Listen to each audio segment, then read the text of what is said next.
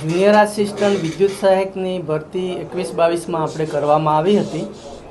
એ ભરતીમાં આપણે online exam લીધી હતી। એ એક્ઝામમાં આઉટસાઇડ એજન્સી થ્રુ એક્ઝામ લીધી હતી અને એ ઓનલાઈન એક્ઝામમાં સેન્ટરો છે કોમ્પ્યુટરાઇઝ એક્ઝામ હતી, એટલે અલગ અલગ જગ્યાએ ગુજરાતમાં એક્ઝામ લેવામાં આવી હતી અને એમાં સેન્ટરોમાંથી અમુક જગ્યાએ ગેરરીતિ કરવામાં આવે છે એવું ધ્યાનમાં આવેલું, એટલે સરકારશ્રી દ્વારા ક્રાઇમ ડિપાર્ટમેન્ટને એની ઇન્ક્વાયરી સોંપવામાં આવી અને એ આખી ઇન્ક્વાયરી કરતાં પીજીવીસીએલના જે 30 ઉમેદવારો છે એવા ધ્યાને આવેલા। એટલે આ જે સસ્પેન્ડ કર્યા છે એ અત્યારનું ઇસ્યુ નથી, એ છે ગયા વર્ષનું છે અને જે સસ્પેન્ડ કર્યા છે એ 23-24માં કર્યા છે અને બિફોર ઇલેક્શન કરેલા છે। અત્યારે જે ગઈકાલે પેપરમાં આવ્યું છે એવું હમણાં 3 મહિનામાં કોઈ જ વસ્તુ બનેલ નથી। આ જૂનો ઇસ્યુ છે, એ લોકોને સસ્પેન્ડ કરી અને ખાતાકીય પગલાંની કાર્યવાહી કરવાની ઓલરેડી સૂચના આપણે ફિલ્ડમાં અધિક્ષક ઇન્દોરને આપી દેવામાં આવે છે। સાહેબ, જૂનો ઇસ્યુ છે તો અત્યાર સુધી આ વાત છુપાવવામાં શા માટે? છુપાવવામાં નથી આવી,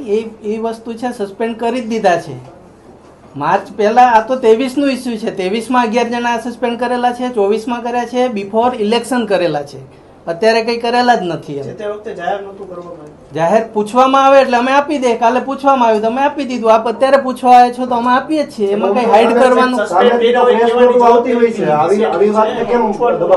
દબાવવામાં આવી જ નથી। એ વસ્તુ જે સસ્પેન્ડ કર્યા ક્રાઇમ ડિપાર્ટમેન્ટે પકડેલા છે એને બી એ પ્રેસ આઉટ થયું જ હતું, જે તે સમય થયેલું છે।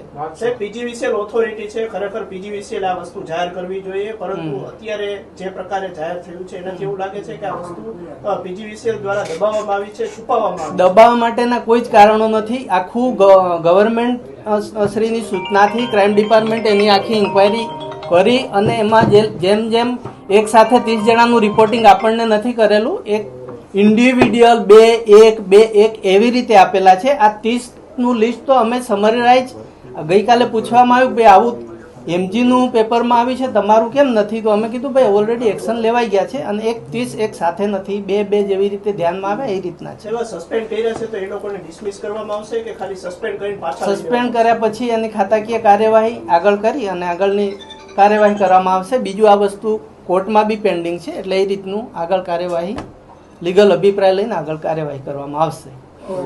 હવે કટ મારો બીજું